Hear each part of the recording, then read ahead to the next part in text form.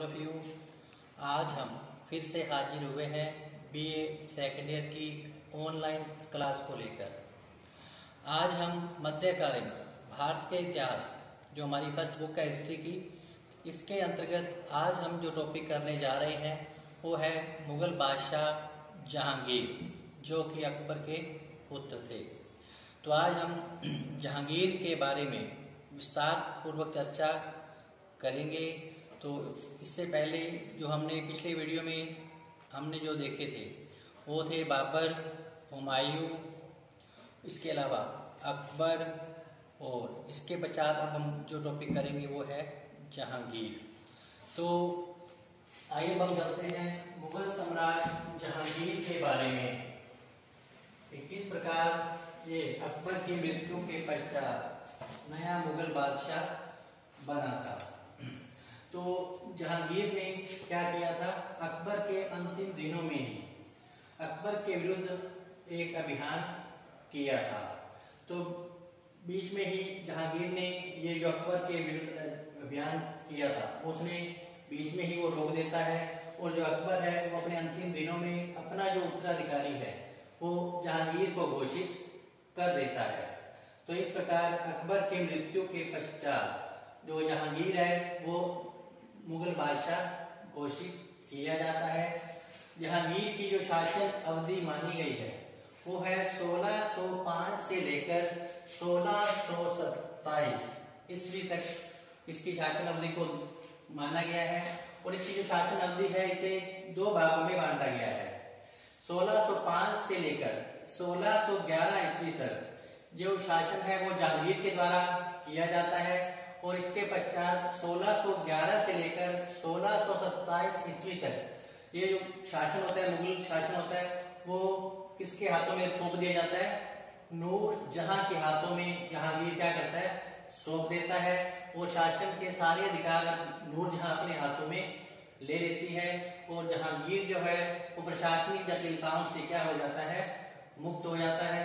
इस प्रकार जहांगीर की शासन अवधि को दो भागों में रखा गया है। 1605 से लेकर 11 ईस्वी तक जहांगीर के द्वारा किया जाता है शासन, और 1611 से लेकर 1627 तक नूर जहां के द्वारा शासन गद्दी संभाली जाती है। तो आइए अब हम चलते हैं जहांगीर के प्रारंभिक परिचय की तरफ। आज हम जहांगीर के संबंध में प्रारंभिक परिचय, उसकी जानकारी, उसके समय में हुए प्रमुख विद्रोह और नूर जहां से उसका विवाह और नूर जहां का शासन पर अधिकार करने के पश्चात समस्त शक्तियां अपने हाथों में ले लेना, और फिर नूर जहां के समय में शहजादा खुर्रम और परवेज का विद्रोह, इनके बारे में संक्षेप में देखेंगे। और इसके बाद हम जानकारी प्राप्त करेंगे जहांगीर की चित्रकला के क्षेत्र में क्या योगदान रहा, या स्थापत्य कला के क्षेत्र में उसकी क्या देन थी, साहित्य के क्षेत्र में उसने कौन सा ग्रंथ लिखा। तो इन सब के बारे में हम संक्षेप में क्या करेंगे, चर्चा करेंगे। इसके साथ ही हम यह जानेंगे कि जहांगीर के दरबार में सबसे पहले प्रमुख अंग्रेज अधिकारी कौन आए थे, अर्थात हॉकिंस, उसके बाद थॉमस रो, जो मुगल दरबार जहांगीर के समय में आए थे। तो इन सब के बारे में संक्षेप में हम क्या है आज के इस टॉपिक जहांगीर में हम क्या करेंगे, जानकारी प्राप्त करेंगे। और कल हम एक नए टॉपिक के साथ फिर चर्चा करेंगे नूर जहां का मुगल शासन पर क्या प्रभाव रहा। तो इसके अलावा हम जानेंगे उसके शासन पर जो प्रभाव रहा, अच्छा प्रभाव क्या रहा और बुरा प्रभाव क्या रहा, किस प्रकार शासन शक्तियां उसने अपने हाथों में ली और एक शक्तिशाली गुट का निर्माण किया। इस प्रकार इस नूर जहां गुट में फूट पड़ जाती है और ये जो गुट है वो बिखर जाता है, और फिर किस प्रकार शहजादा खुर्रम और परवेज के द्वारा नूर जहां के प्रति विद्रोह का झंडा खड़ा किया जाता है। तो इन सब के बारे में जानकारी हम कल के टॉपिक नूर जहां के मुगल दरबार पर क्या प्रभाव रहा उसके अंतर्गत करेंगे। लेकिन आज हम जहांगीर से संबंध में जो प्रारंभिक परिचय है और उसकी जो जानकारी है उसको हम क्या करेंगे, संक्षेप में प्राप्त करेंगे। तो आइए चलते हैं संक्षेप में जहांगीर की जानकारी। तो जहांगीर का जो जन्म है वो 30 अगस्त 1569 ईस्वी को माना गया है। 30 अगस्त 1569 ईस्वी को माना गया है, अर्थात 1605 ईस्वी तक तो जहांगीर था वयस्क हो चुका था। यही कारण है कि अकबर के अंतिम दिनों में ही जहांगीर ने अकबर के विरुद्ध विद्रोह का झंडा खड़ा कर दिया था, लेकिन बाद में इस विद्रोह को बीच में ही रोक दिया जहांगीर ने, और फिर अकबर ने अपने अंतिम दिनों में जहांगीर को जो है अपना उत्तराधिकारी क्या कर दिया था, घोषित कर दिया था। तो इस प्रकार जहांगीर का जन्म 30 अगस्त 1569 ईस्वी को माना गया है। इनके बचपन का जो नाम था जहांगीर के, वो पहले क्या था, सलीम के नाम से जाना जाता था। क्यों? क्योंकि ये सलीम का जो जन्म है वो एक सूफी संत सलीम चिश्ती के आशीर्वाद से हुआ था। तो अकबर ने सलीम चिश्ती की दरगाह पर मन्नत मांगी थी पुत्र प्राप्ति के लिए, तो उन्हीं के आशीर्वाद से सलीम का जन्म हुआ था। अतः अकबर ने अपने बच्चे का जो नाम है वो सलीम रखा था। तो इसके पूरा जो नाम था वो था नूरुद्दीन जहांगीर। सलीम का पूरा नाम था नूरुद्दीन जहांगीर। ये जो उपाधि है उसने गद्दी पर बैठते समय क्या की थी, प्राप्त की थी 1605 में। तो इस प्रकार जन्म 30 अगस्त 1569, बचपन का नाम जो इसका सलीम था, क्योंकि ये सलीम चिश्ती के आशीर्वाद से पैदा हुए थे, तो इसलिए अकबर ने इसका नाम सलीम रखा था, क्योंकि काफी मन्नतों के बाद पुत्र प्राप्ति हुई थी अकबर को। तो इसका पूरा नाम जो है गद्दी पर बैठते के पश्चात इसे नूरुद्दीन जहांगीर के नाम से इतिहास में जाना गया था। इनका पिता का नाम, जैसे कि मैंने आपको पहले बताया, अकबर था। इनकी माता का नाम हरका बाई, जिसे इतिहास में जोधाबाई के नाम से भी जानते हैं।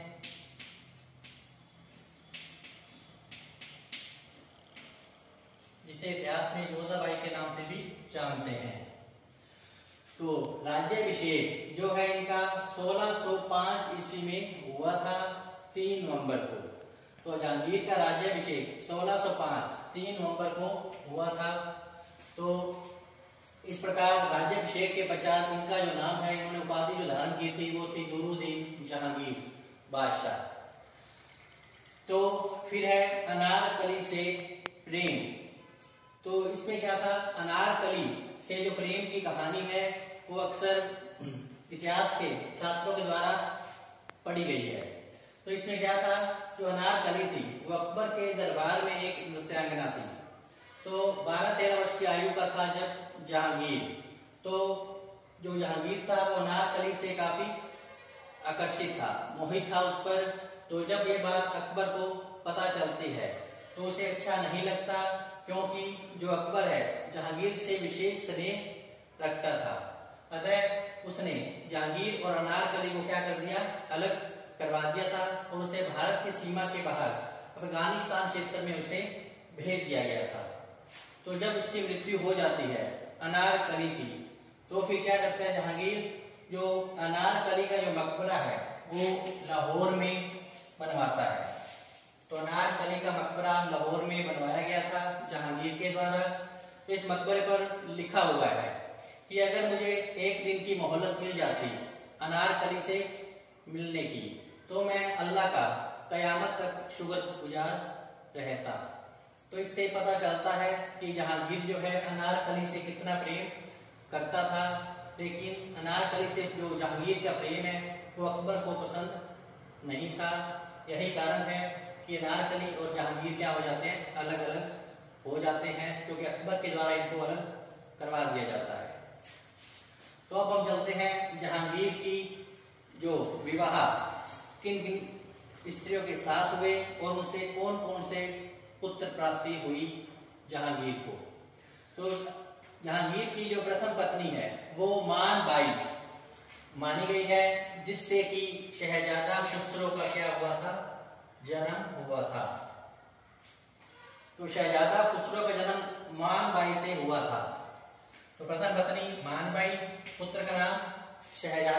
खुसरो। द्वितीय जो पत्नी थी इसकी जगत गोसाई थी, जिनसे कि खुर्रम अर्थात इतिहास में ये शाहजहां के नाम से जाना गया था। तो खुर्रम जो पुत्र की प्राप्ति हुई थी जगत गोसाई से। थर्ड है रुखसार बानो, तीसरी पत्नी जहांगीर की है रुखसार बानो, जिनसे कि शहरयार पुत्र की प्राप्ति हुई थी।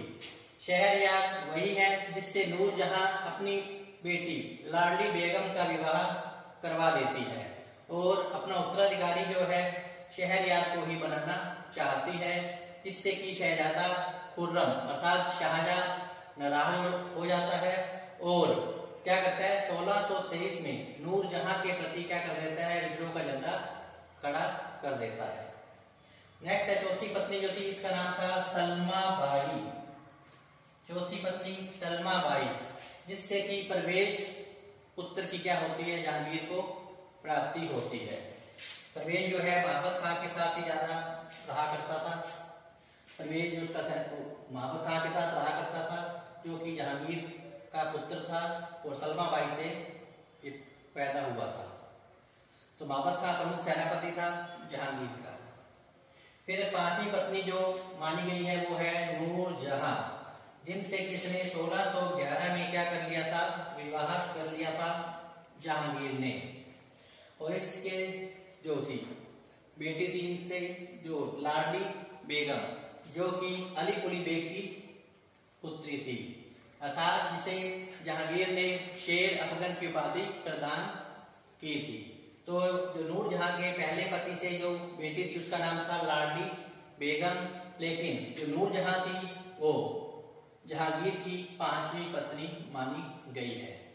तो इस प्रकार जहांगीर की 5 पत्नियां जिनके नाम स्पष्ट किए गए हैं और उनसे कौन कौन से पुत्र उत्पन्न हुए उनके बारे में जानकारी प्रदान कर दी गई है। तो आइए अब हम चलते हैं जहांगीर के प्रारंभिक शासन की जानकारी के बारे में थोड़ा चर्चा करते हैं संक्षेप में। तो अपने शासनकाल में जहांगीर ने 4 विजय क्या की थी, प्राप्त की थी, जिनमें मेवाड़ विजय, कांगड़ा विजय, अहमद नगर की विजय, खुसरो के विद्रोह का दमन, ये प्रमुख जो विजय हैं जहांगीर के समय की हैं। तो इस प्रकार खुसरो का विद्रोह जो कि 1606 में होता है, यह भरावर के मैदान में जहांगीर से संघर्ष होता है खुसरो का, क्योंकि खुसरो जो था वो अपने पिता जहांगीर से नाराज रहता था, क्योंकि जो जहांगीर था उसे शराब पीने की लत थी। तो यही कारण है कि उसकी प्रथम जो पत्नी है मानबई, वो क्या कर लेती है, आत्महत्या कर लेती है, और जो खुसरो है वो अपने पिता जहांगीर से नाराज ही रहता है। और यही कारण है कि वो 1606 में अपने पिता जहांगीर के विरुद्ध विद्रोह का झंडा खड़ा कर देता है। तो इस पर खुसरो को अंधा करवा दिया जाता है बार बार विद्रोह करने के कारण, और फिर बाद में 1621 में शहजादा खुर्रम के द्वारा उसकी हत्या करवा दी जाती है, क्योंकि शहजादा खुर्रम को ऐसा लगता है कि कहीं खुसरो जहांगीर का उत्तराधिकारी नहीं बन बैठे। तो यही कारण है जो शहजादा खुसरो है, जो शहजादा खुर्रम है, वो शहजादा खुसरो की क्या करवा देता है, हत्या करवा देता है 1621 में। तो इस प्रकार जो जहांगीर था मुगल बादशाह, उसने क्या किया था, 5वें सिख गुरु अर्जुन देव जी की उसने क्या करवा दी थी, हत्या करवा दी थी, क्योंकि 5वें सिखों के गुरु अर्जुन देव जी ने क्या किया था, खुसरो को शरण दी थी, जिसके कारण जहांगीर उससे क्या हो गया था, नाराज हो गया था। और जहांगीर ने फिर 5वें सिख गुरु अर्जुन देव की क्या करवा दी, हत्या करवा दी थी, जिससे सिख जाति जो थी इसके विरुद्ध हो गई थी। तो इस प्रकार 5वें सिख गुरु की हत्या अर्जुन देव जी की जहांगीर के द्वारा करवाई गई थी। तो इस प्रकार जो अन्य जो विद्रोह है वो है मेवाड़ जो विजय, उसके बारे में थोड़ी सी जानकारी प्राप्त कर लेते हैं। तो राणा प्रताप के पश्चात क्या हुआ था, उसका पुत्र अकबर, राणा प्रताप के पश्चात उसका पुत्र जो अमर सिंह जो था मेवाड़ का क्या बनता है, शासक बनता है। शासक बनते ही जहांगीर ने क्या किया, मेवाड़ के विरुद्ध अभियान चलाया था। अमर सिंह ने अधीनता स्वीकार नहीं की थी और संघर्ष जारी रखा था। परिणाम स्वरूप 1613 में जहांगीर ने क्या किया, शाहजहां को मेवाड़ अभियान पर भेज दिया था। और फिर इस प्रकार मेवाड़ अभियान पर भेजने के पश्चात इन दोनों में एक संधि होती है, शाहजहां में और इसमें अमर सिंह में, मेवाड़ के शासक अमर सिंह में, ये होती है 1605 में यह संधि। इस संधि की शर्तें क्या थी कि राणा ने मुगलों की अधीनता नहीं मानी, दूसरा वैवाहिक संबंध नहीं बनाए गए, तीसरी बात पुत्र करण सिंह को मुगल दरबार में भेज दिया गया था, चौथी बात चित्तौड़ का किला राणा को दिया गया, लेकिन एक शर्त रखी गई कि किले को सुदृढ़ नहीं किया जाएगा। तो इस प्रकार मेवाड़ अभियान में जो जहांगीर है शाहजहां को नियुक्त करता है, जहां पर मुगलों में और राणा अमर सिंह में क्या हो जाती है, एक संधि हो जाती है। उसके पश्चात आइए हम चलते हैं नूरजहां से जो विवाह किया किसने, जहांगीर ने 1611 में, उसके बारे में संक्षेप में हम क्या करते हैं, जानकारी प्राप्त करते हैं। अब हम चलते हैं जहांगीर का नूरजहां से विवाह 1611 ईस्वी में हुआ था। तो इससे पहले हम जानते हैं नूरजहां का के बारे में संक्षेप में जानकारी। तो नूरजहां का जो वास्तविक नाम था वो था मेहरुन्निसा। जो मेहरुन्निसा इसके बचपन का नाम था। इनके पिता का जो नाम था वो ग्यास बेग था और माता का नाम अस्मत बेगम। तो जहांगीर से इसका जो विवाह 1611 में जैसा कि हुआ था, तो मेहरुन्निसा का जो विवाह है वो 1594 में पहले क्या है, अली कुली बेग से हुआ था। तो जहांगीर ने क्या किया था, अली कुली बेग को शेर अफगन की उपाधि प्रदान की थी, क्योंकि जो अली कुली बेग था वो मुगलों के ही अधीन था। एक बार अली कुली बेग ने क्या किया था, एक ही बार में शेर को मार दिया था, जिसके कारण जहांगीर ने प्रसन्न होकर उसे शेर अफगन की उपाधि प्रदान की। इस समय तक जो जहांगीर है वो नूरजहां के बारे में कुछ भी नहीं जानता था। तो इस प्रकार जो शेर अफगन जो कि अली कुली बेग की उपाधि, जो अली कुली बेग को जो उपाधि मिली थी शेर अफगन की, उसकी मृत्यु के पश्चात एक बार जब जहांगीर नवरोज के अवसर पर नूरजहां को देखता है तो उस पर काफी मोहित और आकर्षित हो जाता है और फिर बाद में 1611 के अंदर जो जहांगीर है वो नूरजहां से क्या कर लेता है, विवाह कर लेता है और उसे अपनी पत्नी बना लेता है। तो इस प्रकार विधवा नूरजहां से 1611 में जो जहांगीर है वो विवाह कर लेते हैं। इसके बचपन का नाम जो था मेहरुन्निसा था नूरजहां की। तो इस प्रकार विवाह करने के पश्चात जो जहांगीर है पहले तो मेहरुन्निसा को नूर महल की उपाधि प्रदान करते हैं, अर्थात महल की रोशनी की उपाधि से प्रदान की जाती है मेहरुन्निसा को। इसके पश्चात फिर जहांगीर के द्वारा उसे नूरजहां की उपाधि प्रदान की जाती है, अर्थात संसार का प्रकाश की उपाधि से इसको नवाजा गया, इसको मेहरुन्निसा को। तो इस प्रकार इसका जो नाम है वो नूरजहां पड़ा था, क्योंकि ये जो उपाधि है उसके पति जहांगीर के द्वारा दी गई थी। तो इस प्रकार मेहरुन्निसा का ये दूसरा विवाह था जहांगीर के साथ। तो नूरजहां की जो अली कुली बेग से एक पुत्री भी थी, इसका नाम था लाडली बेगम। तो इस प्रकार नूरजहां से विवाह करने के बाद जहांगीर क्या करता है, अपनी शासन सत्ता जो है वो नूरजहां के हाथों में सौंप देता है और प्रशासनिक जटिलताओं से स्वयं क्या हो जाता है, मुक्त हो जाता है। तो नूरजहां जो है वो जहांगीर के व्यवहार पर काफी नियंत्रण रखती है। उसके प्रभाव में आकर ही जहांगीर ने शराब पीना क्या कर देता है, कम कर देता है। और सत्ता में आते ही नूरजहां ने क्या किया, सबसे पहले उसने अपने एक शक्तिशाली गुट का क्या किया, निर्माण किया। तो नूरजहां का जो गुट है वो कुछ इस प्रकार है। तो नूरजहां के गुट में कौन कौन शामिल था, आइए हम देखते हैं। तो नूरजहां के गुट में सबसे पहले तो मिर्जा गयास बेग, जो कि उसके पिता थे, उसको शामिल किया।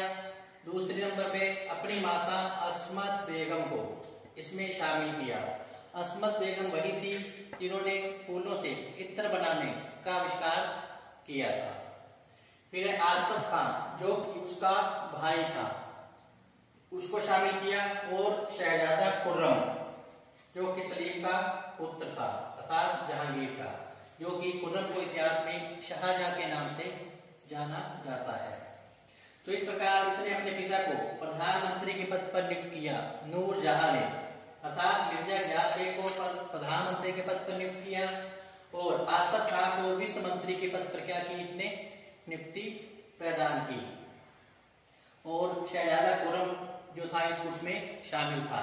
तो 1611 से लेकर 1622 ईस्वी तक यह गुट काफी क्या बना रहा, शक्तिशाली बना रहा था। तो 1622 में इस गुट में अचानक पड़ गई फूट और ये गुट जो था वो क्या हो गया, बिखर गया। तो इस प्रकार इस गुट का बिखरने का जो कारण था वो इस प्रकार था। जो नूरजहां है वो अपनी बेटी लाडली बेगम का जो विवाह है वो जहांगीर के पुत्र किससे करवा देती है, शहरयार के साथ करवा दिया जाता है। तो नूरजहां अपनी बेटी लाडली बेगम का विवाह जो शहरयार के साथ करवा देती है, जो कि रुखसार बानो का पुत्र था। और उसका जो भाई है आसफ खान, उसने अपनी बेटी अर्जुनमंद बानो बेगम का जो विवाह है वो शहजादा खुर्रम से करवा देता है। तो इस प्रकार जो नूरजहां है वो चाहती है कि जहांगीर का जो उत्तराधिकारी है वो शहरयार को किया जाए, जबकि आसफ खां चाहता है कि जहांगीर का जो उत्तराधिकारी है वो कौन बने, शहजादा खुर्रम अर्थात शाहजहां को बनाया जाए। यही जो बात है इन दोनों पक्षों में क्या होती है, गुटबाजी हो जाती है और ये गुट क्या होता है, बिखर जाता है। तो इस प्रकार 1622 में इस गुट में पड़ जाती है फूट। और फूट पड़ने के पश्चात ये गुट अलग अलग हो जाता है, एक गुट नूरजहां का और दूसरा उसके भाई आसफ खान यानी कि शहजादा खुर्रम का। तो इस गुट का बुरा प्रभाव पड़ता है। तो क्या होता है, नूरजहां के बेटी जो लाडली बेगम का विवाह शहरयार के साथ करने के कारण अब नूरजहां षड्यंत्र रचना शुरू करती है और शहरयार को ही जहांगीर का उत्तराधिकारी बनाना चाहती है। इस बात से शहजादा खुर्रम क्या हो जाता है, नाराज हो जाता है और 1623 में वो क्या करता है, नूरजहां के प्रति विद्रोह का झंडा खड़ा कर देता है। और इसके पश्चात परवेज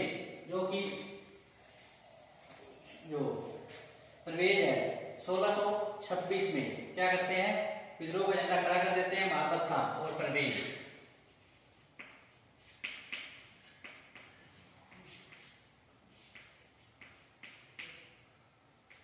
महाबत खां और परवेज भी जो है 1626 में क्या करते हैं, नूरजहां के प्रति विद्रोह का झंडा खड़ा कर देते हैं, क्योंकि नूरजहां जो है महाबत खां के प्रति भी आशंकित रहने लगती है और उसे मुगल दरबार से अलग करने की कोशिश करती है।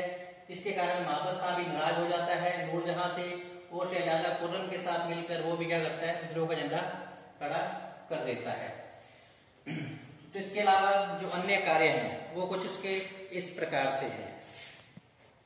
तो जहांगीर ने क्या किया था, जनता को न्याय देने के लिए उसने सोने की जंजीर आगरा के किले में लगवाई थी, अर्थात कोई भी फरियादी जो है तो इस जंजीर को बजाकर न्याय की फरियाद कर सकता था। जो जहांगीर था वो उसे निष्पक्ष न्याय प्रदान करने का क्या करता था, काम करता था। तो इस प्रकार अब हम चलते हैं अन्य कार्यों में। जहांगीर के समय में जो अंग्रेज अधिकारी सर्वप्रथम आए उसके दरबार जहांगीर के अंदर, उसमें पहला जो नाम था वो था कैप्टन हॉकिंस। जो कैप्टन हॉकिंस था वो सर्वप्रथम जहांगीर के दरबार में आया था।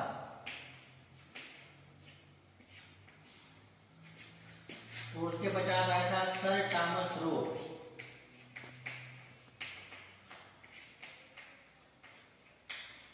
तो कैप्टन हॉकिंस जो कि जहांगीर के समय में सबसे पहले जो अंग्रेज अधिकारी आया था, उसके बाद सर थॉमस रो, ये जो अंग्रेज अधिकारी हैं वो जहांगीर के दरबार में आए थे।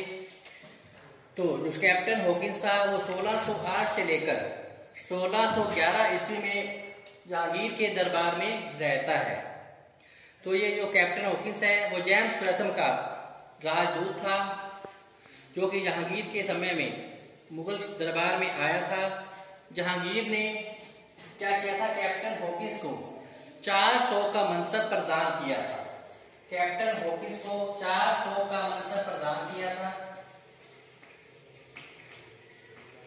कैप्टन हॉकिंस को 400 का मनसब प्रदान किया था और इंग्लिश खां की जो उपाधि है वो हॉकिंस को प्रदान की गई थी। इसके अलावा जो सर थॉमस रो है, ये जो दरबार में रहता है जहांगीर के, उसकी अवधि है 1615 से 19। 1615 से 19 तक के दरबार में रहता है सर थॉमस रो।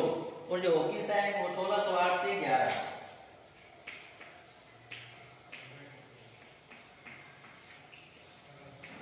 1608 से 11 तक हॉकिंस रहता है मुगल दरबार जहांगीर के दरबार में, और सर थॉमस रो 1615 से 1619 तक क्या रहते हैं, उसके दरबार में रहते हैं। ये जो सर थॉमस रो था वो पादरी एडवर्ड टेरी के साथ जहांगीर के दरबार में उपस्थित हुआ था। तो अजमेर में उपस्थित हुआ था ये। तो इसके अलावा जो अब हम जानकारी प्राप्त करते हैं इसकी कला और स्थापत्य कला और साहित्य के क्षेत्र में क्या योगदान था जहांगीर का, उसके बारे में अब हम क्या करते हैं, जानकारी प्राप्त करते हैं। हम चलते हैं जहांगीर की कला एवं साहित्य के क्षेत्र में क्या योगदान था या फिर सैन्य क्षेत्र में उसके क्या प्रमुख सुधार रहे थे। तो जैसा कि इतिहास के विद्यार्थियों को इस बात की जानकारी होती है कि जहांगीर का जो काल था वो चित्रकला का स्वर्ण युग माना जाता है। जिस प्रकार शाहजहां का काल स्थापत्य कला का स्वर्ण युग था, उसी प्रकार जहांगीर का जो काल है वो चित्रकला का स्वर्ण युग माना जाता है, क्योंकि जहांगीर को चित्रकला में काफी रुचि थी। अलग अलग चित्रकारों द्वारा बनाए गए चित्र में से कौन सा भाग किसने बनवाया है, तो ये जहांगीर बता देता था। तो चित्रकला का विशेष जानकार था और इसकी काफी रुचि भी थी जहांगीर की। तो चित्रकला क्षेत्र में जो उसके प्रमुख चित्रकार थे मंसूर, जिसे कि जहांगीर ने नादिर उल अस्तर की जो उपाधि प्रदान की थी। तो नादिर उल अस्तर की उपाधि जो है वो प्रदान की थी मंसूर को। तो नादिर उल अस्तर की उपाधि प्रदान की गई थी मंसूर को, जो कि जहांगीर के समय का प्रमुख चित्रकार था। ये पक्षी विशेषज्ञ था, कौन, मंसूर। इसके अलावा अबुल हसन को जो उपाधि प्रदान की गई थी वो थी नादिर उल जमा। ये उपाधि जो है अबुल हसन को प्रदान की गई थी, जो कि व्यक्ति विशेषज्ञ थे। तो इस प्रकार जहांगीर का काल जो है स्वर्ण युग के नाम से जाना गया है और उसके प्रमुख चित्रकार थे मंसूर और अबुल हसन के नाम मुख्य रूप से लिए जाते हैं। अन्य भी और चित्रकार थे। तो इस प्रकार चित्रकला क्षेत्र के बाद अब हम जानकारी प्राप्त करते हैं कि नूरजहां ने एतमादुल्लाह का जो मकबरा है, अर्थात अपने पिता का जो मकबरा है, वो कहाँ बनवाया था, आगरा के अंदर बनवाया था। तो नूरजहां ने एतमादुल्लाह का मकबरा आगरा में बनवाया था। यह पूर्णतः सफेद संगमरमर का है। तो सर्वप्रथम पूर्णतः सफेद संगमरमर का मकबरा जो बनवाने के श्रेय वो नूरजहां को जाता है। इसके पश्चात शाहजहां ने बनवाया था आगरा का ताज महल का निर्माण करवाया था, वो भी सफेद संगमरमर का ही था। तो इससे पूर्व नूरजहां ने अपने पिता एतमादुल्लाह का जो मकबरा है वो आगरा में बनवाया था, जो कि पूर्णतः सफेद संगमरमर का है और इसमें पितरादुरा का काम अर्थात नक्काशी का काम बहुत ही अच्छे ढंग से किया गया है। तो जहांगीर का जो मकबरा है वो शहदरा अर्थात लाहौर में स्थित है। जहांगीर का मकबरा शहदरा अर्थात लाहौर में स्थित है। तो चित्रकला कला और साहित्य के अंतर्गत जो जहांगीर की जो देन है वो इस प्रकार है। जो जहांगीर था वो स्वयं भी एक अच्छा साहित्यकार था। अकबर जैसा कि एक निरक्षर अंगूठा छाप शासक था, लेकिन जो जहांगीर था वो शिक्षित व्यक्ति था और साहित्य में उसकी काफी रुचि भी थी। उसने तुजू के जहांगीरी जो अपनी आत्मकथा स्वयं लिखी थी। तो इस प्रकार तुजू के जहांगीरी साहित्य जो है जहांगीर के द्वारा लिखा गया था। तो इस प्रकार जहांगीर ने तुजू के जहांगीरी आत्मकथा जो लिखी थी स्वयं जहांगीर ने, ये जो आत्मकथा है वो फारसी भाषा में लिखी गई थी।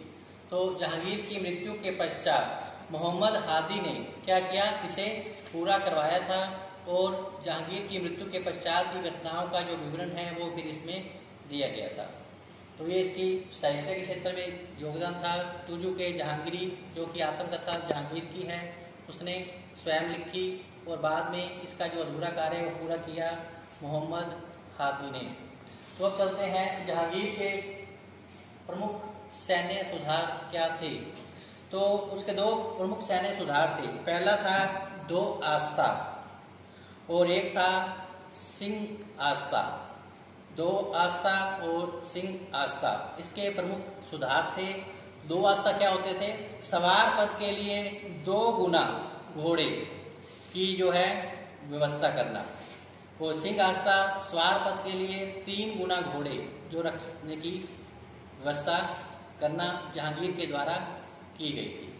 तो इस प्रकार जहांगीर की जो दरबार में क्या उसकी भूमिका थी, उसका प्रारंभिक परिचय, उसके समय में हुए प्रमुख विद्रोह, नूरजहां से उसका विवाह, चित्रकला के क्षेत्र में उसका योगदान, स्थापत्य कला के क्षेत्र में योगदान और इसके अलावा उसके प्रमुख सैन्य सुधार, इसकी संक्षिप्त जानकारी जो हमने आज प्राप्त कर ली है जहांगीर टॉपिक के अंतर्गत। कल हम फिर से एक नए टॉपिक के साथ हाजिर होंगे।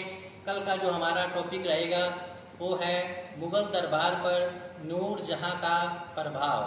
तो कल हम नूरजहां के बारे में विस्तार पूर्वक चर्चा करेंगे। तब तक आप घर पर रहें, सुरक्षित रहें, पढ़ते रहें और अगर कोई समस्या हो तो आप कमेंट बॉक्स में अपनी राय रखें। इसके साथ ही धन्यवाद।